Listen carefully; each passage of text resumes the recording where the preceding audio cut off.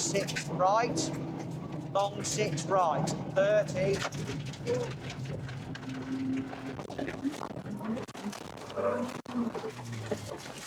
I'm okay. Are you okay? Yeah, yeah, good. I'm so sorry, bro. You're okay?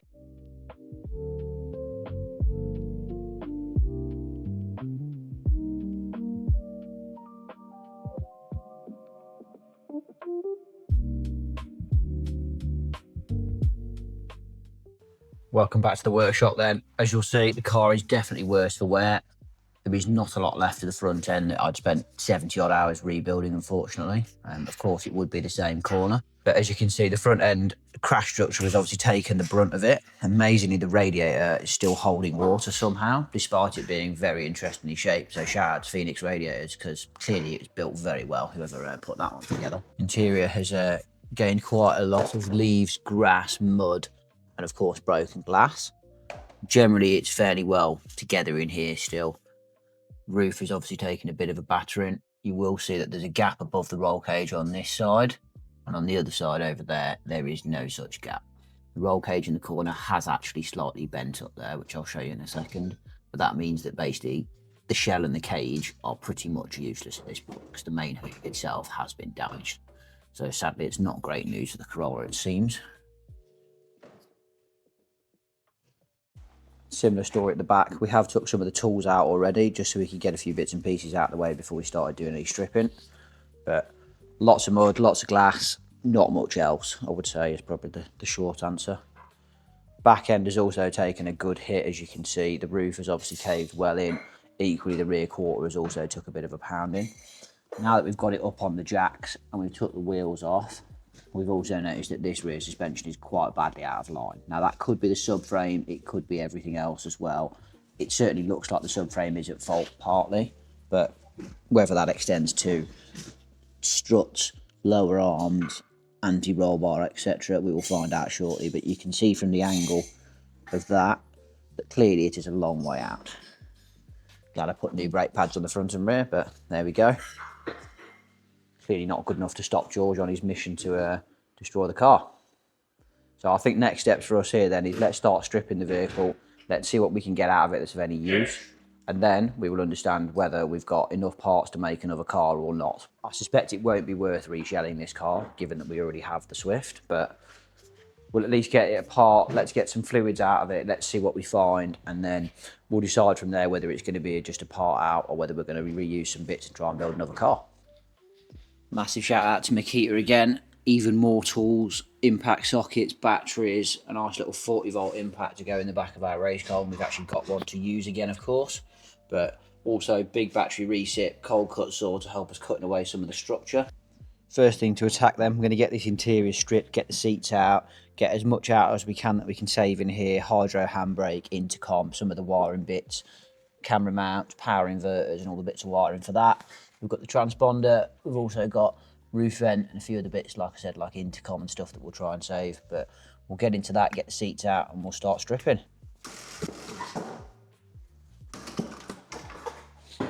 We got 8 elves.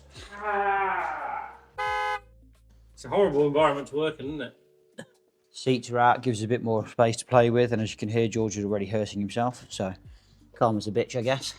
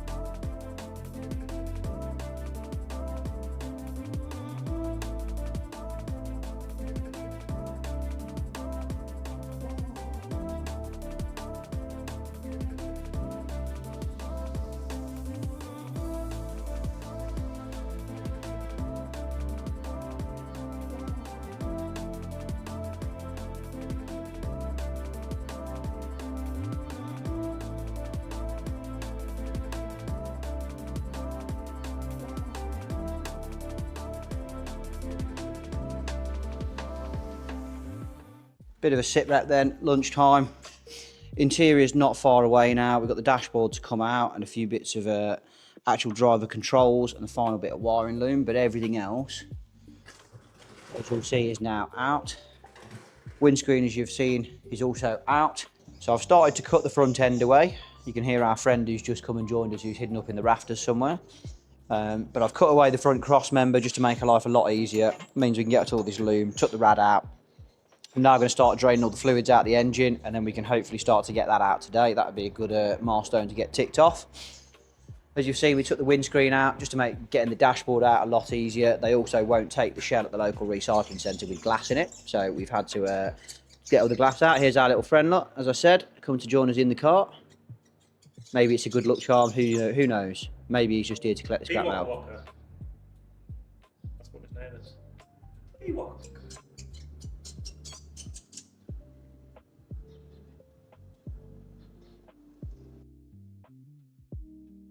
I'm going to keep working under the engine bay. George is now going to go onto dashboard, and then we'll start draining the brakes down, and we'll remove all the calipers, get all the brake system off, get the hydro out, disconnect the linkages to the gear stick, going back to the gear knob, the gearbox, sorry, and then we can start to take this thing out.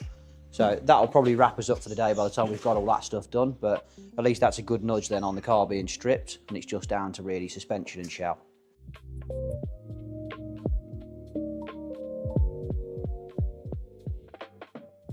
Got rid of most of the interior, dashboards out. I've started stripping the loom, but I kind of ran out of enthusiasm to do that, if I'm being honest with you. But I'll come back to that when I've got some more patience so I can label it all up correctly. Lots of parts come off it already. We've already done one dump run and got rid of a load of other rubbish already, but as you can see, we're fast accumulating a big pile of parts. Shout out to Makita again. All the gear that we're using today has been absolutely fantastic. 40 volt stuff makes this way easier than using 18, so big fan of those. Much appreciated to those guys. Yeah, join us soon, we'll be back into some more. So team, welcome back then. Another evening. We're going to try and get as much of this front end stripped as possible today, get everything disconnected from the engine so it's ready to be lifted out at the weekend with a couple of bolts for the mounts and nothing else. Going to try and get this roof off today. That's one of the jobs I do want to get ticked off the list. They won't take it as a complete shell at our local recycling centre, but they will take it if we cut it apart. So roof's going to come off, we'll take it at the A pillars, B pillars, C pillars, lift the whole thing off. We'll try and save the roof scoop because it does look to be intact, but otherwise the rest of the roof is basically scrap. So even if we did try to save the shell, it's not staying one way or another.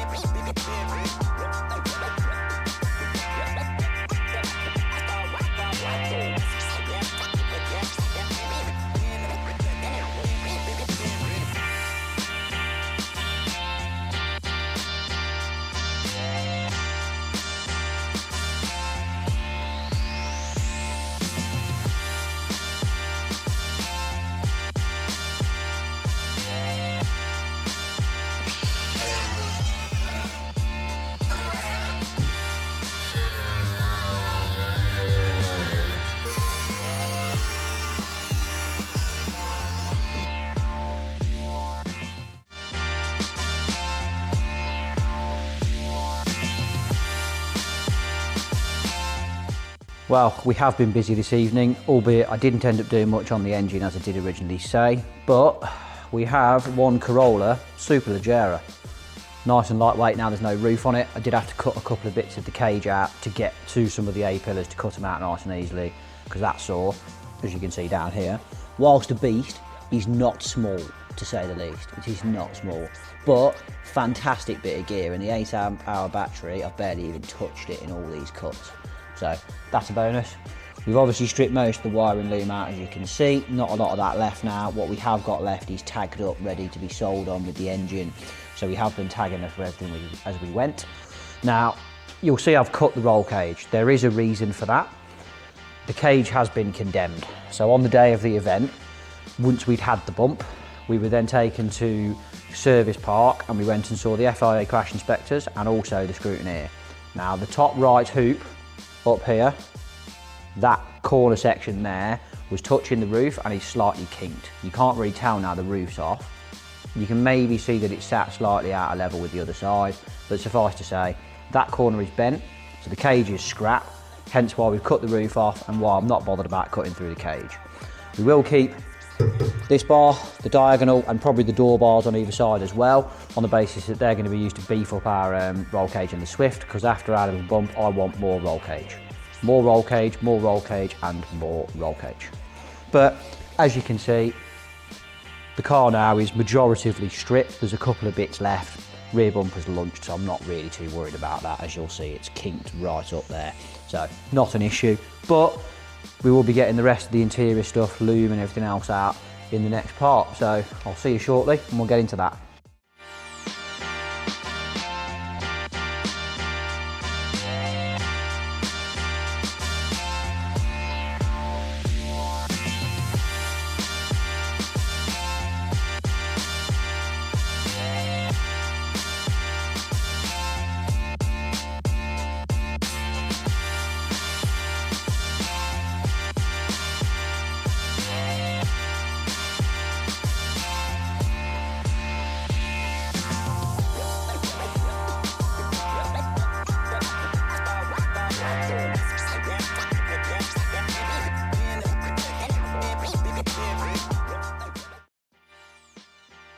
Progress then today, we've got the exhaust mostly off, the midsection's trapped in by the cross member, so I'll do that when I strip the suspension later.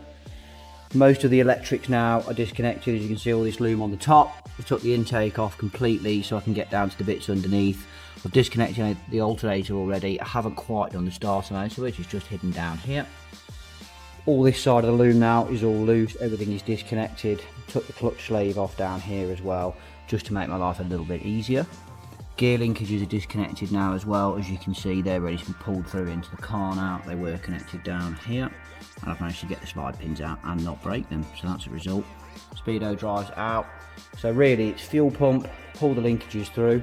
There's a couple of connections down on the back of the engine, just tucked down here, which are onto the starter motor.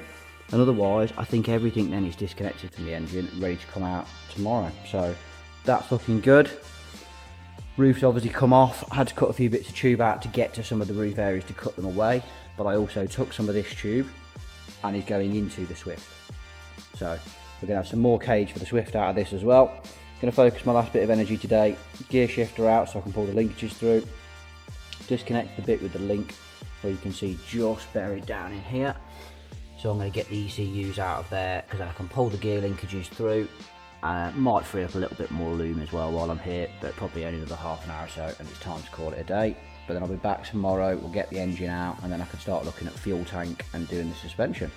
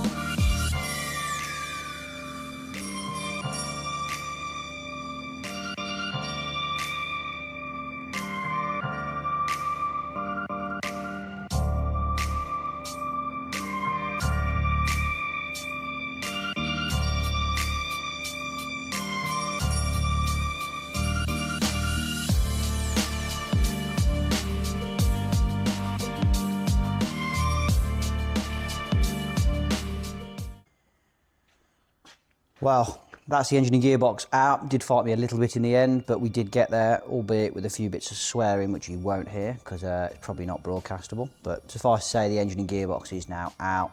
Generally, it doesn't look to be too bad, actually. There's a slight little oil leak down here somewhere.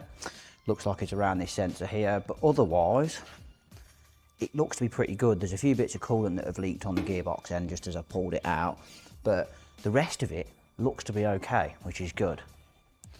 Now, the engine actually cut out before we rolled, which is a bit of a blessing because it means that there shouldn't be any damage to it.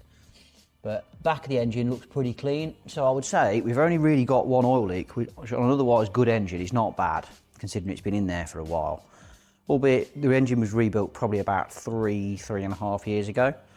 So the internal should be good. Got one minor little oil leak down here, as I said, but otherwise, she looks pretty good.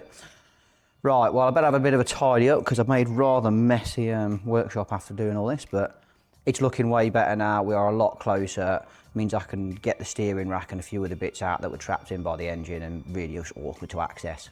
So I'm gonna have a little clean up and I'll show you what's left of the engine bay. Next step then, we'll get the rest of the front end stripped out. We'll do the steering rack, subframe, start getting all of the brake master cylinder and all the other components off the back of the firewall, and then we'll move down towards suspension and just generally sweep back across the car now, taking off anything that's remaining that we want.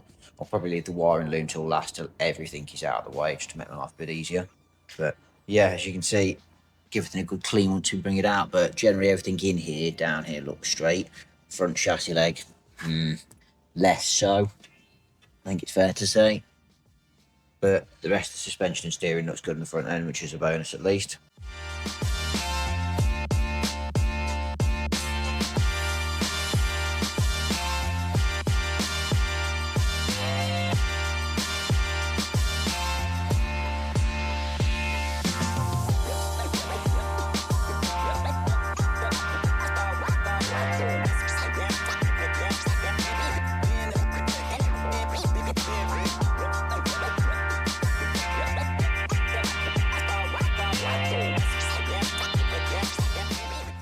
Now, as you would have just seen then, possibly, there's quite a lot of tension in this rear suspension. The subframe itself in here is quite twisted.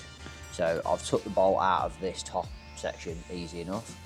The bottom bolt that's in the strut, I can feel the tension in it. It's very tight in comparison. The front one, the top one flew out. This one was pressing hard. The strut is sat at a slight angle, as you can probably tell. That isn't the camera. That's this, but the subframe itself has took an absolute pummeling. I'll show you a little bit later where it's twisted, but suffice to say, that's probably what's putting the tension on this. So I'm hoping when I undo it and get it out, it will kind of like ping back straight, and we'll check the strut anyway. But yeah, there's definitely some bad stuff going on back here. So I'll whiz the rest of it off, and then we'll start to have a look at individual parts, because there's a few bits I've already spotted that are quite bent, shall we say. Well, I think that might explain why the strut wasn't straight, at least partially, because yeah. Ooh, that's a good one. So this side took some of the worst of the damage, to be honest, as you can see from the bodywork. It's not pretty. And the suspension on this side is certainly not very straight at the moment. I'm mildly concerned about how much tension is under, but we'll whiz it off and we'll find out, I guess. But as you can see from that lower arm there, this side's took a bit of a clout.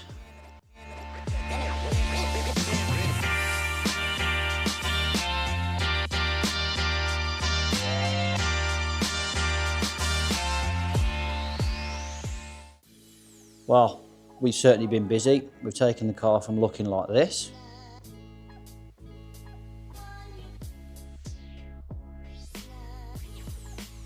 to looking a bit like this, as you can see, not much left. So, a bit of a synopsis of the damage then and what we found.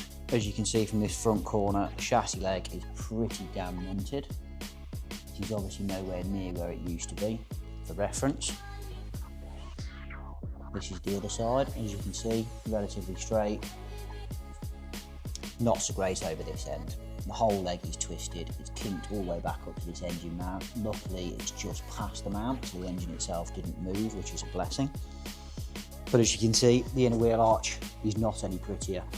It's rather nice, kinking it there, so that'd be a lot of work to try and straighten that if we even could, let alone the top of the arch and everything else that needs to be dealt with.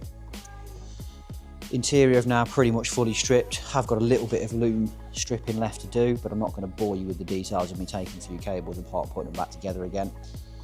Otherwise, the rest of the interior is gone, as you can see. As I mentioned, I have cut some of the roll cage to get to the roof structure to take it away, but we have also took door bars and a couple of other bits to brace up our Swift and add some extra roll cage to that. Back towards the rear then, the rear end itself is twisted. The whole structure is twisted here. This opening across the boot, as you can see, is no longer straight. I'm sure that's coming through on the camera, but suffice to say in person it really is not great. The boot floor itself is also slightly kinked underneath here as well. So again, it's another thing we'd have to straighten if we did save the car. Plus, of course, all of this lovely damage down here. So I think the upshot of that, along with the fact that the roll cage itself was condemned because of the hoop on this side, kind of tells you this shell is scrap, is the end result of that. Oh well, it did as well, this car. It served us very well in keeping us in one piece and keeping us alive when it mattered, and that's the main thing. But equally, we had a lot of fun in this car. We learned how to rally in this car, and it served us well, albeit there was a few hiccups along the way with some running issues. I actually really like this car. It's a shame. But unfortunately, it is no longer for this world. So you're probably wondering, what does that mean for Team Stone Dead Last? Because of course, this car is well and truly done. There is the option to re-shell it. Now we could try and get another shell and do all that, but the reality is we've got the Swift. There's a series starting next year in New Zealand for the Swifts as well. So we are going to put our time, our energy and our money into getting that thing going. So that'll mean from here on out, we are going to be pushing the Swift and we are going to see the end of this car, unfortunately. As I said, we've got plenty of parts that we can sell on, which is great. So we will at least get some money back. So if you're in the market for some Corolla parts, let us know, because we've got plenty, to say the least. But join us next time. The Swift will be back from having extra roll cage added to it. Should have all the engine bits back, the cam and head and everything else should be back with us shortly. So as soon as we get those in our hands, we'll start doing some assembly and we'll turn that thing into a rally car. So join us then and we'll update you on the next steps. There we go. Through the car. Active. Okay. Basically, the plan.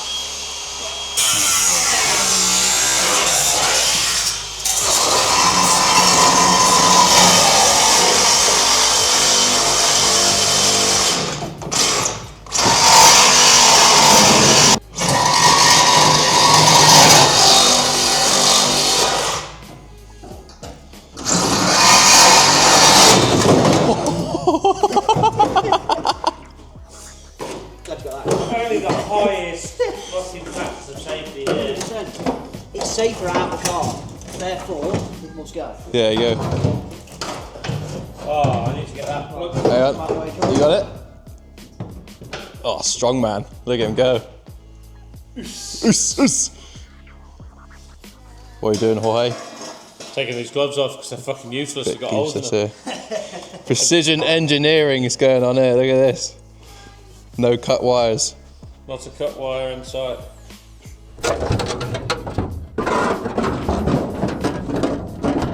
Rest in pieces, Corolla.